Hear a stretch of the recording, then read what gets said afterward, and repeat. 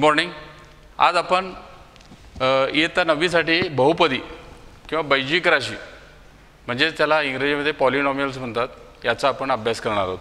बैजिक राशी म्हणजे मागच्या इयत्तेमध्ये तुम्ही बहुपदींची बेरीज वजाबाकी गुणाकार भागाकार याचा अभ्यास केलेला आहे, त्याबद्दल तुम्हाला माहिती आहे।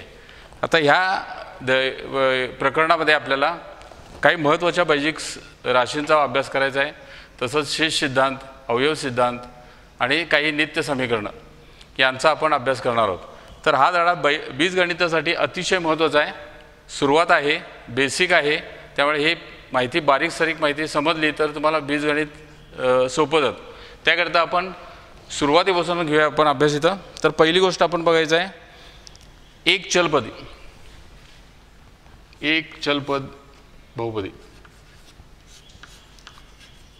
एक चलपद बहुपदी।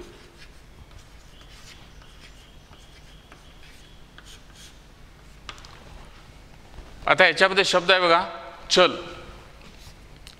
त्यातला चल म्हणजे काय, ह्याला व्हेरिएबल म्हणतात।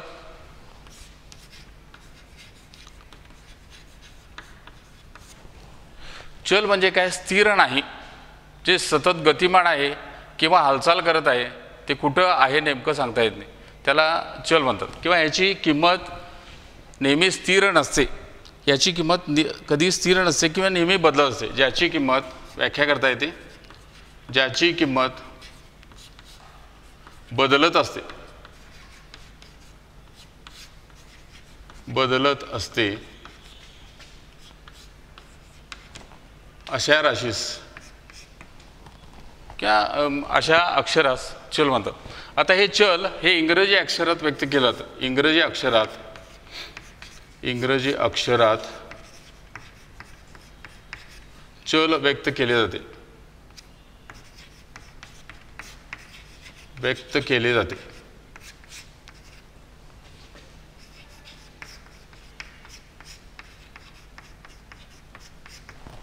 यासाठी अक्षर कोणती, विशेषतः XYZ हे घेतात किंवा ABCD हे सुद्धा ह्या अक्षरांचा सुद्धा वापर केला जातो।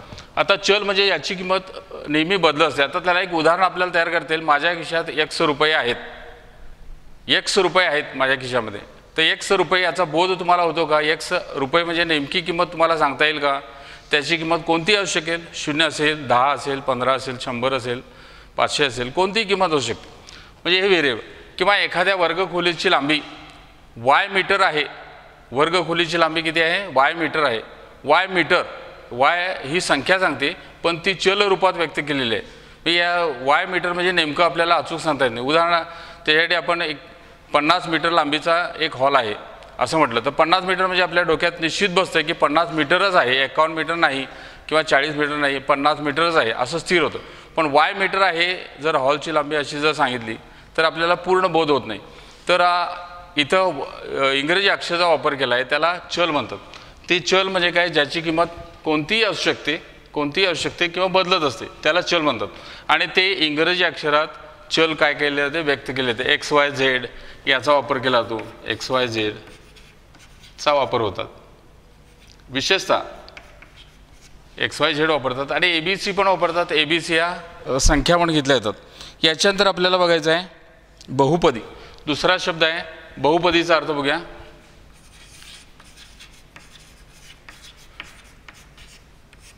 बहुपदी, बहु म्हणजे काय, अनेक, अनेक पदांनी बनलेली राशी, एकापेक्षा जास्त पद एकत्र येतात आणि ती बैजिक राशी व्यक्त केली ते त्याला बहुपदी म्हणतात।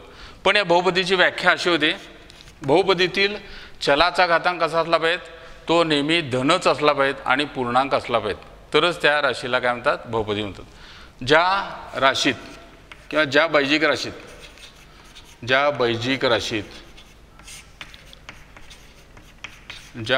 राशीत चलाचा घातांक, चलांचा म्हणूया, एकाविषयी एकच चल असेल पण अनेक वेळा अनेक पदामध्ये असेल, चलांचा घातांक धन पूर्णांक, धन पण पाहिजेत आणि पूर्णांक असतो, अशा राशीस अशा राशीस बहुपदी म्हणतात. बहुपदी म्हणतात.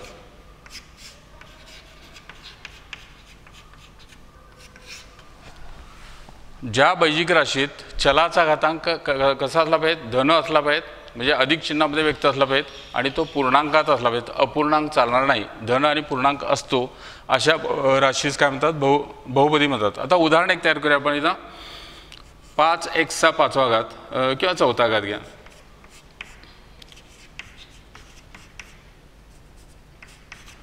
5x चा 4था घात अधिक 3x वर्ग वजा 7 ही बहुपदी आहे. बहु म्हणजे अनेक पद आहेत. किती पद आहेत बघा, 1 2 3 पदांचा समावेश आहे.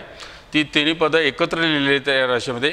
इथं घातांक बघा, चल कोणता आहे आपण शिकायला की एक चल पद, चल एक्सच आहे दोन्ही ठिकाणी. आणि इथं घातांक किती आहे, 4 आहे. 4 म्हणजे कसा आहे, तो धन आहे, याचं चिन्ह नसेल तर काय अधिकच असतं आणि तो पूर्णांक आहे. इथंही घातांक कोणता आहे, 2, तो धन आहे, पूर्णांक आहे. ही बहुपदी आहे. ही बहुपदी आहे कारण बहुपदीची अट इथं पूर्ण केली आहे. चलाचा घातांक धन आहे, पूर्णांक आहे. दुसरं एक उदाहरण घ्या आपण. उदाहरणात घ्या 3y 3रा घात वजा 2y चा वजा 2/3 घात अधिक 5 असं आपण घेतलं. इथं चल कोणता आहे, y चल वापरलेलं आहे. इथं पहिल्या उदाहरणात x चल वापरलेलं आहे, इथं y चल. तर वायचा इथं घातांक 3 आहे, तो धन पूर्णांक आहे, ठीक आहे. पण इथं वायचा घातांक आहे वजा आहे, तो ऋण आहे, धन नाही. आणि 2/3 अपूर्णांक आहे, म्हणजे ही बहुपदी नाही.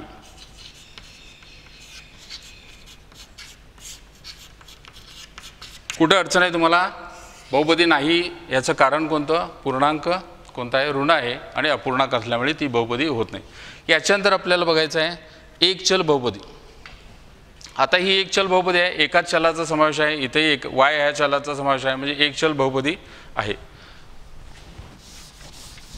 त्याच्यानंतर आपण पुढे बघूया स्थिर पद. चल समजलं तुम्हाला. आता याच्यानंतर आपल्याला बघूया दुसरं स्थिर पद.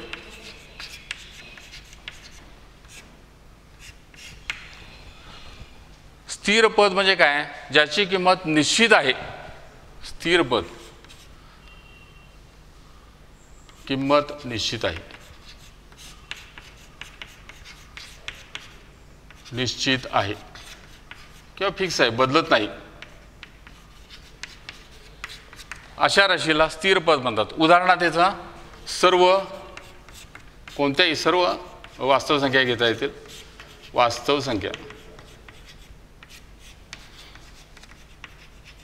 कोणतेही घ्या, 5 घ्या, 7 घ्या किंवा अपूर्णांक घ्या, कोणतेही घेतलं, कोणतीही संख्या घेतली ती धन असेल, ऋण असेल, या सर्व संख्यांना काय म्हणतात, स्थिर पद. दुसरं घ्या, तिसरा मुद्दा आपल्याला बघायचा आहे एकपदी.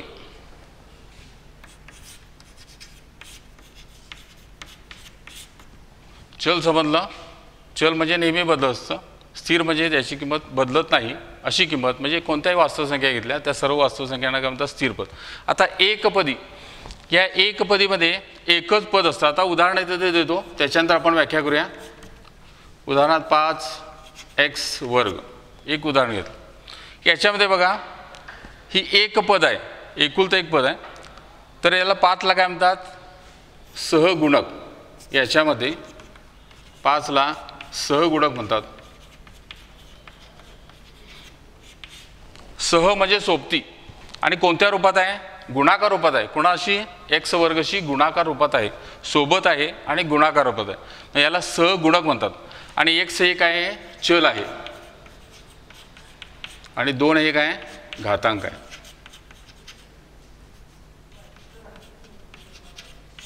ह्या एक पदीत जे व्यक्त केलेलं आहे ते प्रत्येक अक्षरांची इथं अर्थ दिलेला आहे. 5ला सहगुणक, मग या ठिकाणी कोणताही असेल, 5 असेल, 3 असेल, 4 असेल, इथं जो असेल त्याला काय म्हणतात, सहगुणक. चल इथं घेतलेला आहे, कोणतं x चल घेतलेलं आहे आणि घातांक किती आहे, 2. याच्यानंतर आणि याच्यामध्ये व्याख्या करताना बघा याच्यात गुणाकारात रूप व्यक्त केलेलं आहे. आता 5x वर्ग याचं विस्तार रूप घेतलं आपण, 5x वर्ग याचं विस्तार रूप म्हणजे कसं होणार, 5 गुणिले x गुणिले x. या सगळ्यांचं उत्तर काय येतं याचं संक्षिप्त रूप, हे गुणाकार रूपात लिहिलं विस्तार रूप ते संक्षिप्त केलं लहान स्वरूप केलं तर याचं उत्तर काय येतं 5x वर्ग.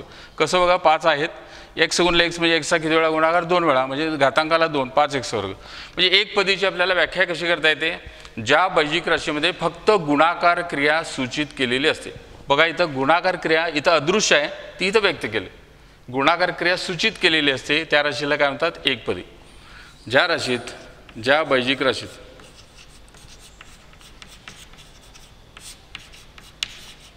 फक्त गुणाकार क्रिया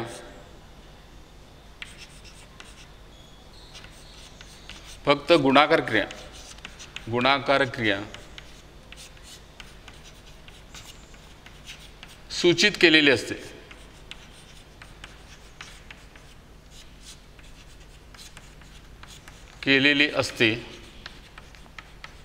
अशा राशीस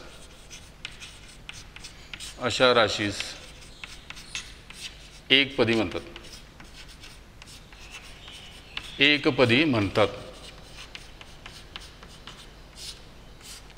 वरचं उदाहरण तुम्हाला क्लिअरिटी देईल.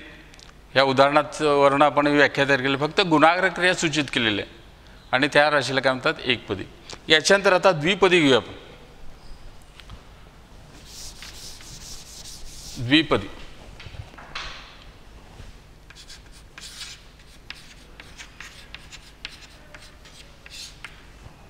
म्हणजे द्विचा अर्थ काय 2. म्हणजे या बैजिक राशीमध्ये किती पदं असतात 2 पदांचा समावेश असतो. ज्या राशीत 2 पदांचा समावेश असतो अर्थात ती दोन्ही पदं अधिक किंवा वजा चिन्हाने जोडली जातात आणि त्याच्यानंतर जी राशी तयार होते त्याला द्विपदी म्हणतात.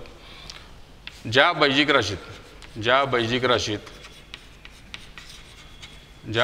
राशीत 2 पदे अधिक किंवा वजा चिन्हाने एकत्रित लिहिली जातात.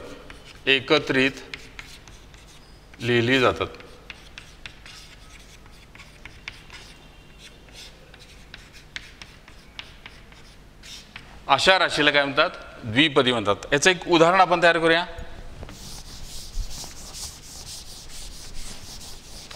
कोणत्याही 2 एकपदी घेऊया आणि त्याच्यामध्ये काय अधिक किंवा वजा चिन्ह आपण लिहायचं आहे. आता उदाहरणात बघा 7x वर्ग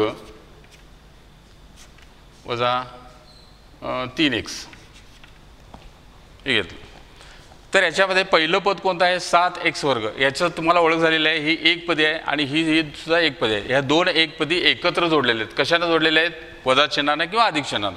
मग 7ला काय म्हणतात सगुणक चल आहे x. हे एक चल बहुपदी आपण बघालोय, हे एकच चल आहे बघा दोन्ही पदामध्ये एकच चल आहे त्यामुळे एक चल बहुपदी ह्या टायटल खाली आपण शिकतोय. 7 सगुणक चल x आहे, इथं घातांक 2 आहे आणि इथं घातांक 1 आहे. पहिला पद 7x वर्ग तर दुसरं पद इथून चालू होतं आहे लक्षात घ्या. काही मुलं म्हणतात दुसरं पद कोणतं विचारलं की फक्त 3x म्हणतात, हे चुकीचं उत्तर आहे. दुसरं पद कोणतं आहे वजा 3x. जे चिन्ह आहे ते सांगितलं पाहिजे. इथं चिन्हच नाही याचा अर्थ काय अधिक चिन्ह असते. पहिल्या चिन्हाला चिन्हच नसेल तर अधिक असते, वजा असेल तर तिथं स्पेशली उल्लेख करावा लागतो. दुसरं एक उदाहरण घ्या. समजा 5y घन अधिक 7y हे एक दुसरं उदाहरण देईल. ही एकपदी आहे, ही एकपदी आहे. 2 एकपदी इथं अधिक चिन्हाने जोडलेली आहेत. ही सुद्धा द्विपदी आहे. म्हणजे द्वि म्हणजे काय 2 पदांचा समावेश आहे. या बैजिक राशीत 2 पद आहेत. चल आहे y, इथं सगुणक 5 आहे तर याच्यात सगुणक 7 आहे. पहिलं पद कोणतं आहे 5y घन. तर दुसरं पद कोणतं आहे 7y नव्हे काय म्हणायचं अधिक 7y हे दुसरं पद आहे. तर अशी द्विपदी. याच्यानंतर पुढे घेऊया आपण त्रिपदी. हे बहुपदीतलं सगळं बेसिक मूलभूत जे भाग आहे ते मी घेतोय, हे समजावून घ्या नीट तर तुम्हाला कोणतीही अडचण बीजगणितात येणार नाही. ह्या बारीक बारीक गोष्टीमुळे बीजगणित तयार होतं. त्रिपदी. आता या बैजिक राशीमध्ये किती पद असणार 3 म्हणजे किती 3 पदांचा समावेश असेल आणि तिन्ही पदं ती कोणत्या चिन्हाने अधिक किंवा वजा चिन्हाने जोडली असतील. थोडक्यातले आपण 3 पदांचा समावेश या राशीत असतो. समावेश असलेली राशी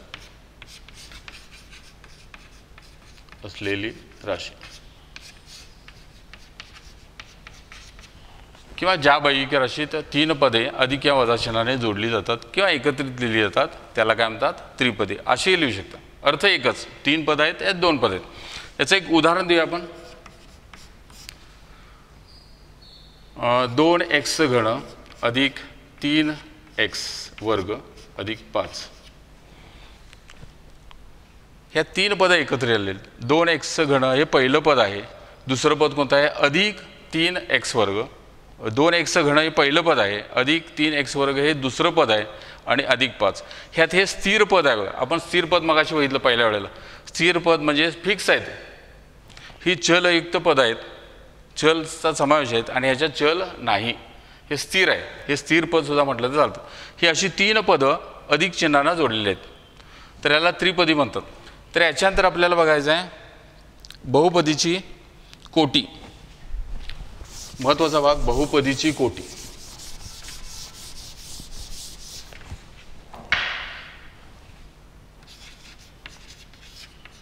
बहुपदीची कोटी.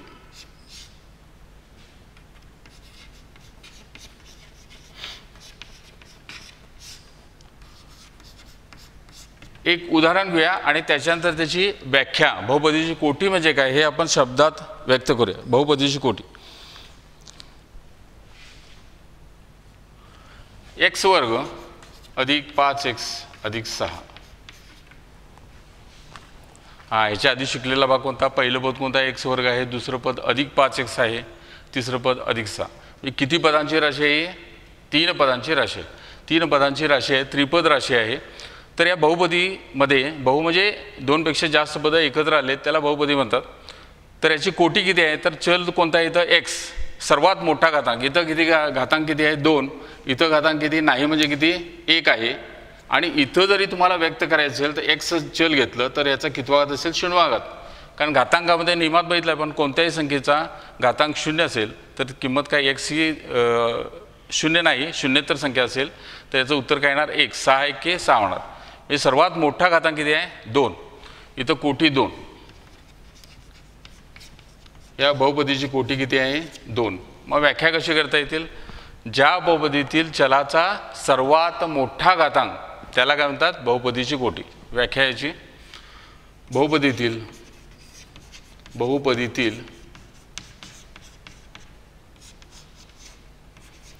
चलांचा सर्वात मोठा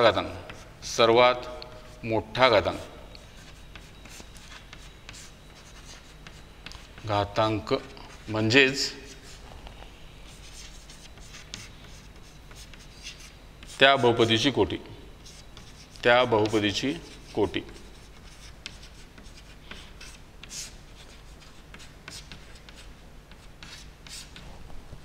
आता एक उदाहरण दुसरं घेऊ आपण. समजा इथं y घन अधिक 7y वर्ग अधिक या वजा घ्या वजा 4y अधिक 8. ही एक बहुपदी घेतली. ह्याच्यात किती पद आहेत? 4 पद आहेत. तर आता याची कोटी किती असेल? विचार करा. चल कोणता आहे? y. इथं घातांक किती आहे? 3. इथं घातांक किती आहे? 2. इथं नाही म्हणजे किती असेल? 1. आणि इथं y कितवा घात आहे? 0. सर्वात मोठा घातांक किती आहे? 3. मग याची कोटी किती असेल? 3. समजा मी दुसरे एक लिहिले. यमचा 13वा घात वजा 5m घन अधिक 8. मी असं तयार केलं आहे. एक बहुपदी तयार केली. चल कोणता आहे याच्यात? यम आहे. सर्वात मोठा घातांक किती आहे? 3 काय 13 आहे? 13 आहे. मग याची कोटी किती असेल? 13. 13 कोटी असलेली ही यम चलाची बहुपदी आहे. इथं कोटी 13. अशा प्रकारे तुम्हाला उदाहरणं तयार करता येतील आणि त्याच्यावरनं सर्वात मोठा घातांक कोणता असेल बहुपदीतील तर त्याला कोटी म्हणून व्यक्त करू शकता आणि ती कोटी असते. ही अशी काही स्वाध्यायामध्ये आहेत. याच्यानंतर बहुपदीचे प्रकार. ह्या कोटीवरनं बहुपदीचे प्रकार, बहुपदीचे कोटीवरून प्रकार पडतात.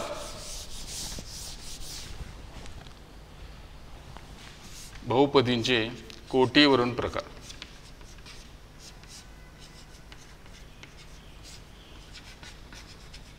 तीन प्रकार आहेत, तीन प्रकार आपल्याला अभ्यासाला आहेत. तर पहिला आहे रेषीय बहुपदी. रेषीय बहुपदी आपण शिकतोय एकाच चलाची बहुपदी. द्विचल बहुपदी सुद्धा असते, दोन चलांचा समावेश असलेली बहुपदी आता याच्यात नाही आहे, पुढच्या 10वीला वगैरे असेल. आपल्याला फक्त एकाच चलाची बहुपदीचा अभ्यास करायचा आहे आणि त्याच्यावरच रेषीय बहुपदी बघायची. तर रेषीय बहुपदी म्हणजे काय, तर इथे एक उदाहरण देतो आणि त्याच्यावरून आपल्याला व्याख्या करणं सोपं जाईल किंवा तुम्हालाही समजेल. उदाहरणात बघा इथं रेषीय बहुपदी.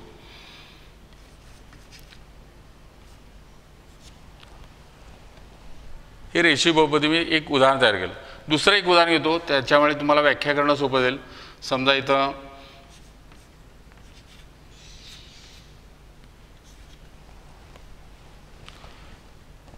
रेषीय बहुपदी किंवा एक चल सुद्धा असू शकतो. समजा 4x लिहिलं. 1 2 3 उदाहरणं समोर आहेत. ह्याच्यात चल आहे x, ही किती आहे, द्विपदी आहे, ही द्विपदी आहे, ही एकपदी आहे. तर रेषीय बहुपदी म्हणजे काय, आता चलाचा घातांक बघा, कोटीवरून प्रकार. मग पहिल्या बहुपदीची कोटी किती असेल बघा, निरीक्षण करा. 2 पद आहेत, चल x आहेत, चलाच्या डोक्यावर बघा वरती काय आहे, कायच नाही आहे, म्हणजे किती असेल, घातांक किती असेल, 1. मग कोटी किती येते, 1. इथं बघा ही द्विपदी आहे, चल आहे y, yच्या डोक्यावर काय लिहिलं आहे, काहीच नाही, म्हणजे 1 आहे कोटी. म्हणजे या बहुपदीची कोटी किती, 1 आहे. इथं बघा तिसरं उदाहरण आहे तुमच्यासमोर 4x. येतं घातांक कोणताही नाही, म्हणजे किती आहे घातांक तिथं 1. म्हणजे याची बहुपदी सॉरी याची कोटी किती आहे, 1. म्हणजे ज्या बहुपदीची कोटी किती असली पाहिजेत, 1 असेल तर त्याला काय म्हणतात, रेषीय बहुपदी म्हणतात. ज्या बहुपदीची कोटी, ज्या बहुपदीची कोटी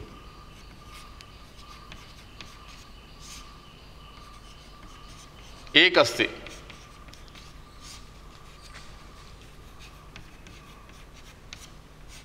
अशा बहुपदीस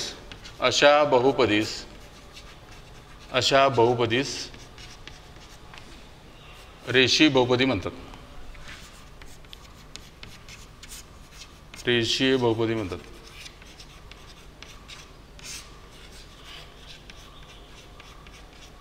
समजला. ही द्विपदी असू दे किंवा एकपदी असू दे, त्याचा घातांक किती, कोटी किती असते, 1. ह्याच्यात कोटी 1 आहे, इथं 1 आहे, तिथं 1 आहे. म्हणजे हे या तिन्ही उदाहरणं जी आहेत ती रेषीय बहुपदीची उदाहरणं आहेत. दुसरा प्रकार घ्या आता, वर्गीय बहुपदी. वर्गीय बहुपदी तुम्हाला माहिती आहे वर्ग याचा अर्थ काय, वर्ग म्हणजे कितवा घात येतो, 2. म्हणजे वर्गीय बहुपदी. उदाहरण तयार करूया आपण. 3x वर्ग अधिक 5x अधिक 7. एक उदाहरण तयार केलं. किंवा दुसरं उदाहरण घ्या, x वर्ग वजा 9. किंवा आणखीन एक उदाहरण घ्या, y वर्ग वजा अधिक 16. 3 उदाहरणं समोर आहेत तुमच्या.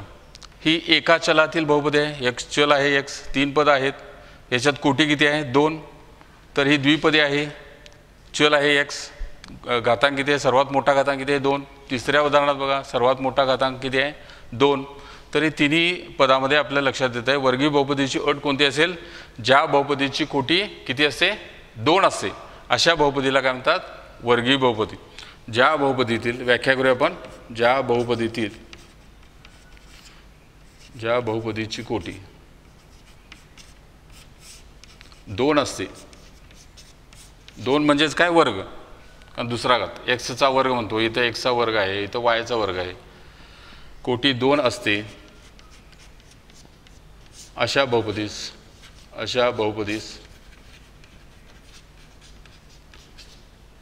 वर्गीय बहुपदी म्हणतात. वर्गीय बहुपदी म्हणतात.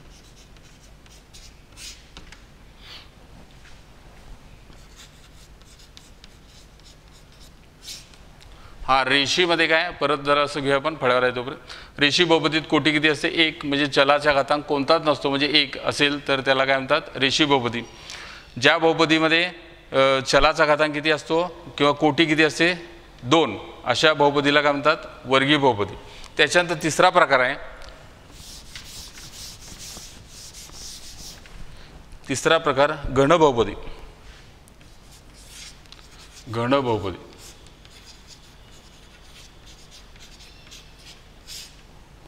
आता घन म्हणजे वर्ग म्हणजे 2 म्हटलं. आता घन म्हणजे कितवा घात असेल? तिसरा घात. बरोबर आहे, कारण घन तुम्हाला शब्द ओळखीचा आहे. तर याची एक उदाहरण तयार करूया आपण.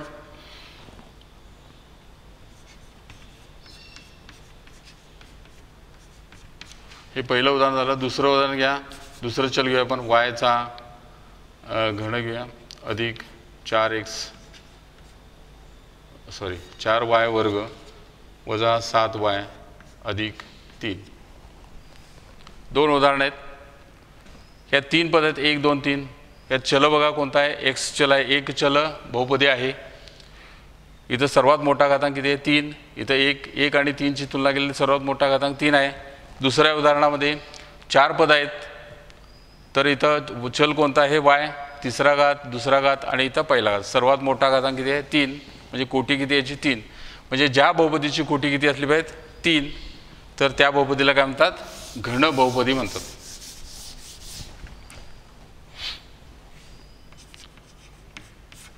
ज्या बहुपदीची कोटी 3 असते अशा बहुपदीस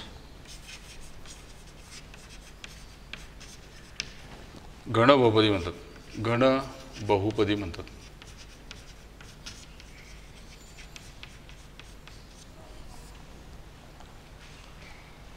लक्षात आलं? समजलं?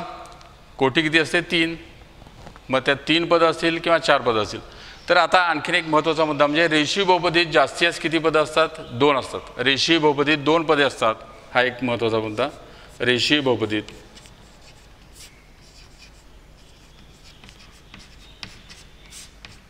जास्तीत जास्त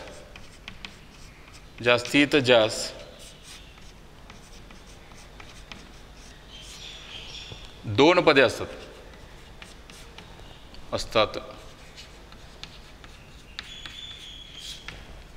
दुसरं वर्गीय बहुपदीत उदाहरण पण तुम्हाला बघा. मागच्या उदाहरणात बघा 2 पदं असतील. जास्तीत जास्त कमीत कमी 1 पद सुद्धा असू शकते.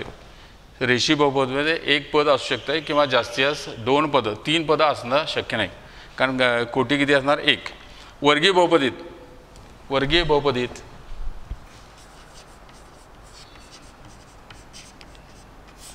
जास्तीत जास्त किती पदं असणार? वर्गीय बहुपदीत म्हणजे 3 पदं असतात. 3 पदे असतात.